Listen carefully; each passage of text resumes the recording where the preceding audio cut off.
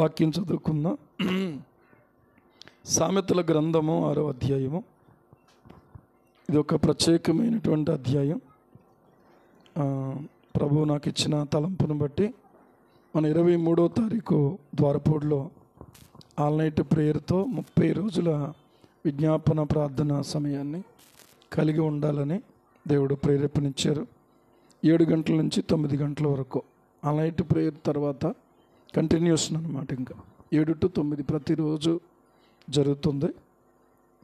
కాబట్టి మనం కూడా ఒక ఆలోచన కలిగించింది. ప్రభువు వచ్చేటప్పుడు ఒక ఆలోచన కలిగింది నాకు.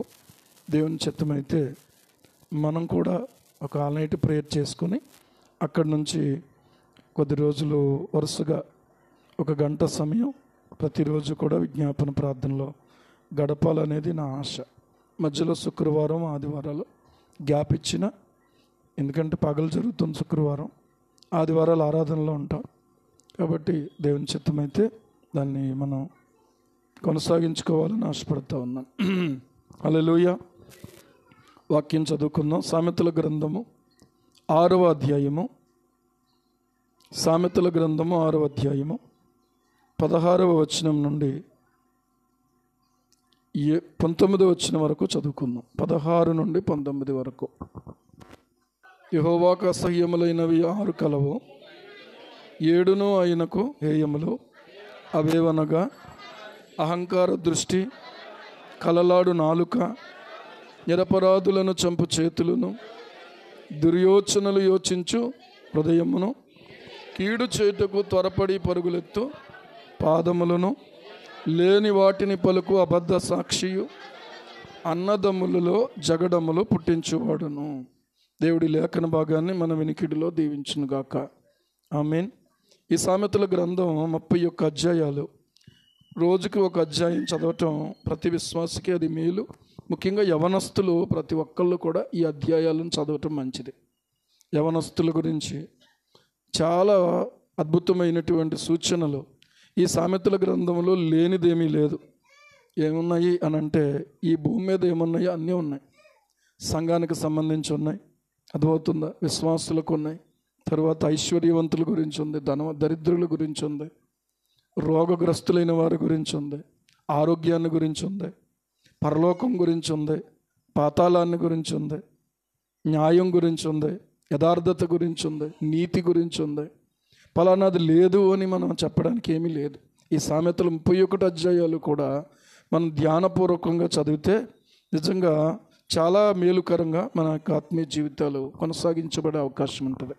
వాక్యం అనేది, నీ వాక్యము నా పాదములకు దీపము, నా త్రోవకు వెలుగునై ఉన్నది అని రాయబడతా ఉంది 119, 105వ కీర్తనలో. కాబట్టి ఈరోజు 5వ చరణంలో 119వ కీర్తన 105వ చరణంలో మనం చూస్తే, నీ వాక్యము నా పాదములకు దీపమును, నా త్రోవకు వెలుగునై ఉన్నది అని రాయబడతా ఉంది. దీపము ప్రియులారా ఇంట్లోనూ అవసరమే, మార్గంలో కూడా అవసరమే. ఈ రోజుల్లో అయితే లైటింగ్ ఉపయోగించుకుంటున్నాం. కారు మీద వెళ్తున్నా కూడా లైట్ పనిచేయలేదు అనుకోండి, చాలా ఇబ్బందికరంగా ఉంటుంది. ఒకసారి ఒక ఫంక్షన్ కన్నా బయలుదేరాం. అది పాత కారు, ఇప్పుడు ఈ కారు కాదనుకోండి. కానీ తీరా బయలుదేరి వంతెన డౌన్ దిగేటప్పటికల్లా లైట్లు ఆగిపోయినాయి మొత్తం. వెళ్ళే దారిలో లైట్ కనిపించకపోతే ఎలా ఉంటుంది? అసలు కారు వెళ్తుందో తెలియదు. అవతల వ్యక్తులకు సరైనటువంటి రీతిగా వాళ్ళకి అది ఇబ్బందికరంగా ఉంటుంది, మనకు కూడా ఇబ్బందిగానే ఉంటుంది. ఏ గోతులోకి వెళ్తున్నామో, రోడ్డు మీద వెళ్తున్నామా, రోడ్డు పక్క నుంచి వెళ్తున్నామా, రోడ్డు దిగిపోతున్నామా తెలియదు మనకే. అర్థమవుతుందా? కానీ ఇది ఎలాంటి ప్రాబ్లం ఉంది కాబట్టి నేను ఒక ఛార్జింగ్ లైట్ ఒకటి లోపల పెట్టుకుని ఉన్నా. అప్పుడు పాస్టమ్ గారు ఆ ఛార్జింగ్ లైటు ఇలా చూపిస్తూ ఉంటే అలాగా జర్నీ చేసి వచ్చాం బలభద్రపురం వరకు కూడా. మళ్ళీ తిరిగి వెళ్ళేటువంటి సమయంలో మరలా లైట్లు పనిచేసినాయి. ఎక్కడో గోతులో ఎక్కడో పడింది, మళ్ళీ తిరిగి ఆ కనెక్షన్ కలిసిందనమాట. దీపం లేకపోతే ఎంత ఇబ్బందో ఇంట్లోనైనా సరే, అలాగే మార్గంలోనైనా సరే, ఎక్కడైనా సరే, ఎనీ ప్లేస్. ఈరోజున ఆలోచన చేస్తే మన ఆత్మ దీపాన్ని వెలిగించేటువంటి దీపము ఈ దేవుని వాక్యం. హల్లెలూయా. దేవుని వాక్యంలో మనం చూసినప్పుడు సామెతల గ్రంథము 20వ అధ్యాయము 27వ వచనం చదివితే అక్కడ కనబడుతుంది, నరుని ఆత్మ యెహోవా పెట్టిన దీపము, అది అంతరంగములన్నీ శోధించును. నరుని ఆత్మ యెహోవా పెట్టిన దీపం. ఈ రోజున ఈ దీపము మనలో వెలుగుతున్నప్పుడే మన బ్రతుకును చక్కబెట్టుకోవాలి. ఈ దీపం వెలుగుతున్నప్పుడు అంటే మనం ఇంకా సజీవంగా ఉన్నప్పుడే. ఈ లోకాన్ని మనం విడిచిపెడితే, ఒక మాట అర్థం చేసుకోండి, ఇంతకుముందు మనం ఎప్పుడూ పుట్టలేదు. అర్థమవుతుందా? ఇంతకుముందు మనం ఎప్పుడూ కూడా పుట్టలేదు. ఈ జన్మ ఒకటే దేవుడు మనకిచ్చినటువంటి జన్మ. ఏ పక్షులైనా, పాములైనా, మరొకటైనా శరీరము ప్రాణము కలిగిన జీవులు మాత్రమే. కానీ ఒక మనుష్యుడు మాత్రమే, ఈ భూమి మీద ఉన్నటువంటి నరజాతి మాత్రమే శరీరము, ఆత్మ, జీవము కలిగినటువంటి 3 భాగాలు మనలో ఉన్నాయి. 3 రకాలైనటువంటి భాగాలు మనలో ఉన్నాయి అన్నమాట.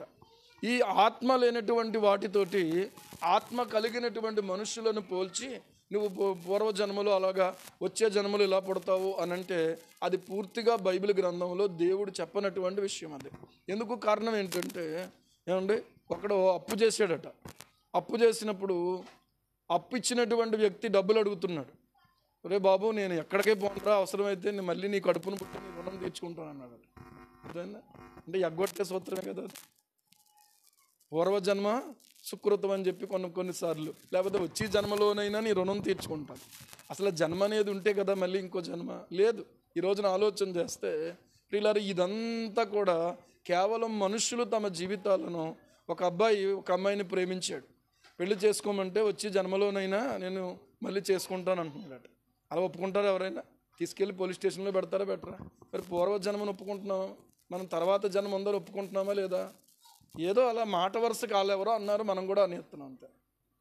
ఎవరో అన్న దానిని ఈ రోజున వీడియోలు తీసేసి, సినిమాలు తీసేసి, దాన్ని అంతా డెవలప్ చేసేసి మనుషుల యొక్క జీవితం ఇది ఒక్కటే కాదు, మళ్ళీ పుడతాము, మళ్ళీ చనిపోతాము, మళ్ళీ పుడతాము, మళ్ళీ చనిపోతాము అనేటువంటిది బైబిల్ గ్రంథం ప్రకారంగా పూర్తి అది అబద్ధం అన్నమాట. ఎందుకు అనంటే ఎబ్రీ పత్రిక 9వ అధ్యాయము 26వ వచనం చదివితే అక్కడ రాయబడుతూ ఉంది ఏంటంటే, మనుషులు ఒక్కసారే మృతి పొందవలెను, అటు తరువాత తీర్పు జరుగును అని రాయబడుతూ ఉంది. 27వ వచనం, మనుషులు ఒక్కసారే మృతి పొందవలెనని నియమింపబడెను. ఆ తర్వాత ఏం జరుగుతుంది? తీర్పు జరుగుతుంది. అంటే తీర్పు ఏంటి అనంటే, ఈ మనిషిని యొక్క ప్రవర్తనను బట్టి దైవ భయం కలిగి, భయభక్తులు కలిగి, యేసు ప్రభునందు విశ్వాసం ఉంచి రక్షించబడితే, తన పాపములు క్షమించబడితే, తన ప్రవర్తన దేవునికి ఇష్టమైనదైతే, ఈ లోకాన్ని విడిచిపెట్టిన తర్వాత ఆ వ్యక్తి ఏమవుతాడంటే, ప్రియులారా, దేవునికి ఇష్టమైతే దేవుని రాజ్యానికి వారసుడవుతాడు. లేదనుకోండి నిత్య అగ్నిగుండములో యుగయుగాలు కాలిపోతున్నటువంటి అగ్నిగుండంలోకి వెళ్ళిపోద్ది అతని ఆత్మ. ఆ ఆత్మకు 2 రకాల తీర్పులు ఉన్నాయి. ఎవరైతే యేసు ప్రభునందు విశ్వాసం ఉంచి తమ పాపములను ఒప్పుకొని తమ యొక్క బ్రతుకును సరిదిద్దుకొని జీవితాన్ని చక్కబెట్టుకోవడం అంటే అది. అంతేగాని ఎవరికి ఇవ్వాల్సింది వాళ్ళకి ఇచ్చేసి, ఇదిగో పలానా వాళ్ళకి ఎంత ఇవ్వాలి, పలానా వాళ్ళకి ఎంత ఇవ్వాలని చెప్పేసి ఇలా సర్దుకోమని కాదు. అది అవసరమే. ఎందుకంటే ఏమీ చెప్పా పెట్టకుండా చచ్చిపోతే, ఇదిగో మా మామగారు చనిపోయినట్టుంటుంది. అత్తమ్మ గారు, తన నాన్నగారు సడన్ డెత్, ఆయన ఎవరికి ఏమి ఇవ్వాలో ఇవేమీ కూడా తెలియకుండా జరిగిపోయిన పరిస్థితి. చాలా రోజులు చాలా సమస్యలు అనుభవించాల్సి వచ్చింది, అన్నీ ఫేస్ చేయాల్సి వచ్చింది. దేవుని దయ వల్ల అన్నిట్లో కూడా దేవుడే సహాయం చేసి ఆయన కృపతో నిలబెట్టాడు. దేవునికి స్తోత్రం కలుగును గాక. ఎలాంటి కష్టమైనా, ఎలాంటి బాధ అయినా, ఎలాంటి సమస్య అయినా, ఎలాంటి పరిస్థితి అయినా సహాయం చేయటానికి ఎప్పుడూ దేవుడు మనకే ఆయన సంసిద్ధంగానే ఉంటాడు. క్షమించడానికి సిద్ధమైన మనస్సు కలిగిన వాడు, సహాయం చేయటానికి అందుబాటులో ఉండేవాడు ఆయన మాత్రమే. హల్లెలూయా. ఒక్కొక్కసారి ఫోన్లు పనిచేయకపోవచ్చు, ఒక్కొక్కసారి డాక్టర్లు చేతులు ఎత్తేయచ్చు, ఒక్కొక్కసారి ప్రియులారా చేద్దామనుకుని సహాయపడేటువంటి వాళ్ళు చాలామంది మనకు ఉండొచ్చు. కానీ మనమున్న పరిస్థితి దగ్గరకు వచ్చి సహాయపడే పరిస్థితి వాళ్ళకి లేకపోవచ్చు. లేదంటే ఫోన్లు పనిచేయకపోవచ్చు, అవతల వ్యక్తులకు వర్తమానం వెళ్ళకపోవచ్చు. ఏది ఏమైనా కూడా ఎప్పుడైనా సరే కష్టకాలంలో ఆదుకునేటువంటి వాడు, కన్నీరు తుడిచేవాడు, నీ జీవితాన్ని నిలబెట్టేవాడు నజరేయుడైనటువంటి యేసుక్రీస్తు ప్రభువు మాత్రమే. హల్లెలూయా. ఈ రోజున మనము ప్రియులారా ఈ విషయంలో మనం ఆలోచన చేసుకోవాల్సిన విషయం నేను మీకు తేటగా చెప్తా ఉన్నాను. నేను కూడా ఇంతకుముందు ఈ విషయాలన్నీ వాక్యానుసారంగా ఆలోచన చేసినప్పుడు నా మనస్సులో ఇక వాటి గురించినటువంటి అనుమానం లేకుండా దేవుడు తీసేశాడు. వాక్యమే మనకు జవాబు, అంతే. ఎవరు ఏది కూడా ప్రియులారా దాన్ని స్థిరపరచలేరు. దేవుని వాక్యమే మనల్ని స్థిరపరచాలి. ఈ రోజున ఆలోచన చెయ్యండి.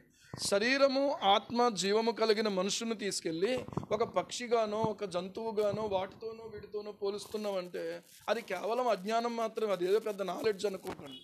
అదేమీ పెద్ద నాలెడ్జ్ కాదు. ఎందుకంటే బైబిల్ ఏం చెప్తుందంటే దేవుడు మనుష్యుని కంటే ముందు అన్నిటినీ తన కొరకు చేశాడు. మనుష్యుణ్ణి ఆయన స్పెషల్గా చేశాడు. దేవునికి స్తోత్రం. ఆయన నోటి మాటతో సమస్తమును కలుగజేశాడు. ఆయన తన స్వరూపములో తన పోలికలో దేనిని చేయలేదు. ఒక పక్షిని చేయలేదు, ఒక జంతువుని చేయలేదు, లేకపోతే ఒక పామును చేయలేదు, ఒక చీమను చేయలేదు, ఒక సింహాన్ని చేయలేదు, దేన్ని చేయలేదు దేవుడు. అందుకనే ఈ పరిశుద్ధ గ్రంథం మనకు సూటిగా చెప్పే విషయం ఏంటంటే నువ్వే అది అదే అంతే.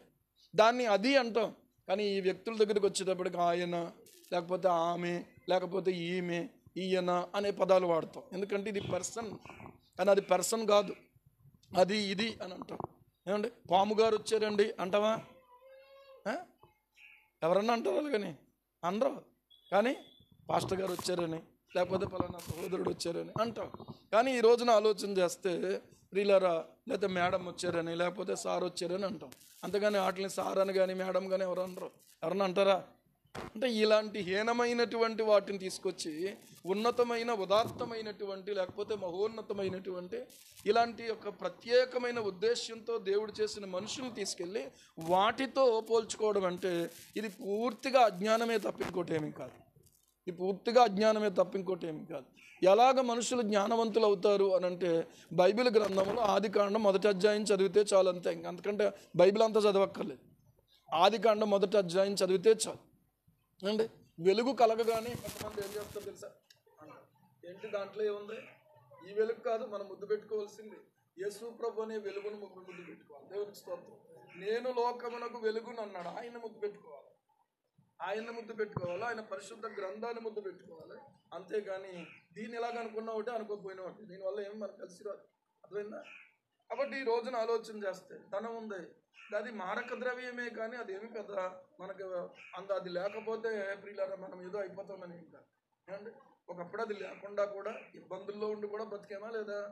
ఈ రోజున దేవుడు ఇచ్చిన దానిని మనం దేవతగా ఆరాధించాం. ఎందుకు? కారణం ఏంటంటే అది కేవలం ఈ రోజు నా చేతిలో ఉంది. రేపు పొద్దున బట్టలు కొనుక్కుంటేనేమో ఆ షాప్లో ఆ డబ్బులు వెళ్ళిపోతాయి, కిరాణా కొట్టుకెళ్తేనేమో ఆ షావుకారు గారికి వెళ్ళిపోతాయి, లేకపోతే హాస్పిటల్కి వెళ్తేనేమో డాక్టర్ గారికి వెళ్ళిపోతాయి.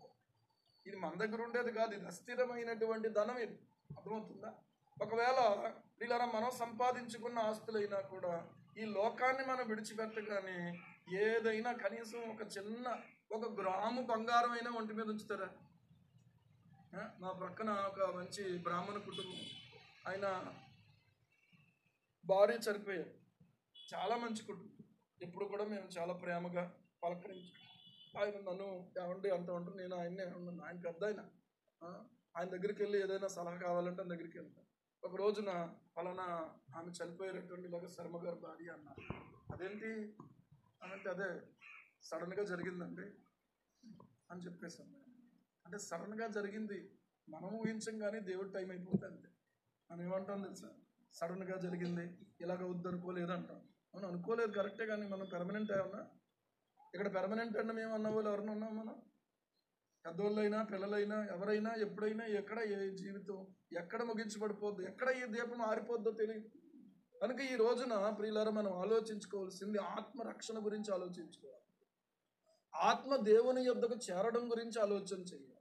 ఏం చేస్తే ఆయన యొద్దకు మనం చేరగలుగుతాము అని అంటే మొదట యేసు ప్రభు యొక్క రక్తములో మనం కడగబడితే మన పాపముల నుండి కడిగి ఆయన మనల్ని పవిత్రులుగా చేయబడిన తర్వాత మనకు నూతనమైనటువంటి హృదయం, నూతన స్వభావం, నూతన ఆత్మను దేవుడు మనకి ఇచ్చిన తర్వాత ఈ లోకంలో ప్రియులారా నూతన జీవితం మనలో మొదలవుతుంది.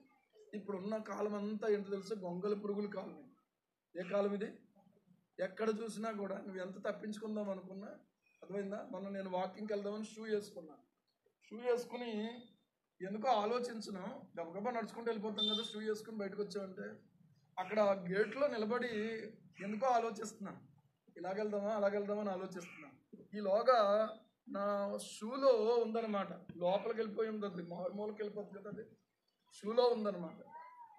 సరే ఎందుకన్నా మంచిది అని చెప్పి ఒకసారి షూ ఓపెన్ చేసి షూ తీసేసి లోపలికి వచ్చి తీసేసి ఇలా కొట్టాను అంతే, వెంటనే అందులోంచి పడింది ఇంత మంగళపురి.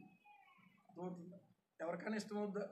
ఇంటే ఉన్నామండి, వాకింగ్ చేస్తారు అంతే కదా, అది ఏం చేస్తుంది మిమ్మల్ని? అర్థమైందా? అది ఏం చేస్తుంది మిమ్మల్ని? చాలా ఇబ్బందికరమైనది. ఎందుకు? కారణం ఏంటంటే అది పాకింది అనుకోండి, అది ఏమీ చేయదు, కానీ దాన్ని నువ్వు గంటుకుందంటే మాత్రం ఇక మనకు దురద మంట. అలాంటి ఇబ్బందికరమైనటువంటి ఆ గొంగలి పురుగు ఆ పక్క నుంచి ఈ పక్క నుంచి తప్పించుకొని ఏదో ఒక మూలను చేరికిపోయి దాని ముళ్ళన్నీ వదిలించేసుకొని ఒక గూడు కట్టుకుని ఆ గూడులో ఉండి 21 రోజులు కనబడకుండా మరుగైపోయిన తర్వాత 21వ రోజున ఏమొస్తుంది? అందులోంచి సీతాకోక చిలుక వస్తుంది. దేవునికి స్తోత్రం. ఎలా వచ్చింది? అంతకుముందేమో ఇబ్బంది కలిగించినటువంటిది ఇప్పుడేమో ఏమంటే సరదా కలిగించే, సంతోషాన్ని కలిగించే. అది అంతకుముందు పాడు చేసింది, ఇప్పుడు ఏం చేస్తుంది తెలుసా? పువ్వుల మీద రాలి ఆ మకరందాన్ని మాత్రమే అది తీసుకుంటాం. దేవునికి స్తోత్రం. ఈ రీతిగా ఒక రూపాంతరము చెందేటువంటి ఇలాంటి ఒక పురుగును దేవుడు పెట్టి ఒక రూపాంతర ప్రక్రియను దేవుడు జరిగించటం ద్వారా ఆయన మనకి ఏమి నేర్పుతున్నాడంటే, మన బుద్ధి మంచిది కాదు కానీ ఆయన మంచిగా చేయగలిగిన వాడు. హల్లెలూయా. మన కన్నులు మంచివి కాదు కానీ మంచిగా చేయగలిగిన వాడు. మన నోరు మంచిది కాదు కానీ ఆయన మంచిగా చేయగలిగిన వాడు. ఎప్పుడంటే నీవు ఆయన దగ్గరకు వచ్చినప్పుడు, ఆయనలో నీవు మరుగైపోయినప్పుడు, ఆయనతో నువ్వు సహవాసం చేసినప్పుడు, ఆయన వాక్యాన్ని విన్నప్పుడు, ఆయన యొక్క బిడ్డలతో కలిసి సహవాసం చేసినప్పుడు ప్రియులారా ఏమవుతాము అనంటే సెపరేట్ అవ్వాలి. సెపరేట్ అవ్వకుండా రూపాంతరం చెందదు. గొంగల పురుగు రూపాంతరం చెందాలంటే ఏమంటే ట్రాన్స్ఫార్మేషన్ జరగాలంటే ఏమవ్వాలంటే సెపరేట్ అవ్వాలి. సెపరేట్ అవనంతసేపు కూడా రూపాంతరం చెందే అవకాశం ఉంది. అందులోనే ఉండి ఉన్నంతసేపు కూడా అది పాడు చేసేదిగానే ఉంటుంది. కానీ ఎప్పుడైతే అది ప్రియులారా గూడు కట్టుకుని దాని నూగంతా దాని మీద ఉన్న ముళ్ళన్నీ వదిలించేసుకుని ఒక చిన్న దాన్ని ఏమంటారంటే ఒక ప్యోపా అని అంటారు. దాన్ని పచ్చని పురుగులాగా కనబడుతుంది. దానికి ఇంక ఏముండవు, ముళ్ళులు ఉండవు, రెక్కలు ఉండవు, ఏముండవు. కానీ ఆశ్చర్యం ఏంటంటే అది ఎలా జరుగుతుంది ఇప్పుడు కూడా మనకు తెలియదు. అని అద్భుతంగా దేవుడు దానికి ఒక రూపాన్ని ఇచ్చి మరలా దేవుడు దాన్ని ఒక నూతనమైనటువంటి అందమైనటువంటి సీతాకోక చిలుకగా చేయగలిగిన వాడు దేవుడు మాత్రమే. దేవునికి మహిమ కలుగుతుంది.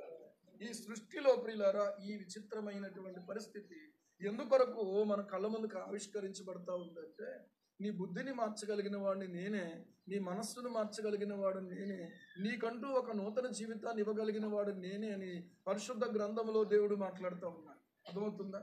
అది మొన్న నేను మా ఇంట్లో లక్ష్మణ ఫలం అని చెప్పి ఒక చెట్టు ఒకటి ఉంది. ఏమంటే చాలామంది వాటిని తీసుకుని వెళ్తూ ఉంటారు. ఒక రోజున నేను కోద్దాం అనుకున్నటువంటి ఫలం మీద అది ఆల్రెడీ ఏదో ఎవడితో కొరికేసింది. కొరికినటువంటి దాని మీద ఏమి తింటున్నాయో తెలుసా? దాని మీద వాలి సీతాకోక చిలుకలు దాని మీద వాలి తింటున్నాయి. నాకు అనిపించింది ఇదే ఫస్ట్ టైం నేను చూడటం. అప్పుడే చేశాను ఒక షార్ట్ వీడియో. మీరు ఎంతమంది చూసారో తెలియదు. మీరు అలాంటి మంచి పని చూసారో లేకపోతే షేర్ చేసారో లేదో తెలియదు. చూడండి ఒకసారి షార్ట్. అర్థమైందా? నేను ఆ సమయంలో దేవుడు నాకు ఇచ్చిన తలంపు ఏంటంటే, మంచి దానినే అది తీసుకుంటుంది తప్ప అది దాన్ని మాత్రం పాడు చేయదు. దేవునికి స్తోత్రం కలుగునుగా. ఈ రోజున మన స్వభావం మంచిదైన తర్వాత మనలను మనం పాడు చేసుకోము, ఇతరులను కూడా మనం పాడు చేసేటువంటి వారిగా మనం ఉంటాం. ఎలా మార్పు చెందినటువంటిది ఈ రోజున ఎంత హృదయానికి ఆనందాన్ని కలుగు చేస్తూ ఉంది. ఈ రోజున దేనికి హాని చేయకుండా ఒక సాధు స్వభావముగా దాని స్వభావం మారిపోయింది. ఇవి ఒక్కటే ఆలోచన చేసుకోండి. ఇన్ని సంవత్సరాలు అయింది, నీ స్వభావం ఏమన్నా మారిందా? నీ చూపు ఏమన్నా మారిందా? నీ ప్రవర్తన ఏమైనా మారిందా? నీ ఆలోచన విధానం ఏమైనా మారిందా? నీలోని స్వార్థం తగ్గిందా? గర్వం తగ్గిందా? అసూయ తగ్గిందా? నీలో ఉన్నటువంటి అంతరంగము, హృదయము అన్నిటికంటే మోసకరమైంది, అది ఘోరమైన వ్యాధి కలది. దాన్ని గ్రహించగలిగినటువంటి వాడు ఎవడు? ఏమండి? ఎవడు గ్రహించగలడు దాన్ని? ఎవడు గ్రహించలేడు. వాక్యమును తెలిసిన వాళ్ళు, దేవుని సన్నిధిలో దేవునితో సహవాసం ఉన్న వాళ్ళు గ్రహించగలుగుతారు. ఆ గ్రహింపు ఎప్పుడైతే వచ్చిందో ఎదుటివానికి పేర్లు పెట్టడానికి కానీ, ఎదుటివాడిని అసూయపడడానికి కానీ, లేకపోతే ఎదుటివానికంటే గర్వించడానికి కానీ ఏముండదు మనకి. ఏమేంటి గర్వించడానికి ఏముందని గర్విస్తాను? ఈ రోజున ఆలోచన చెయ్యండి.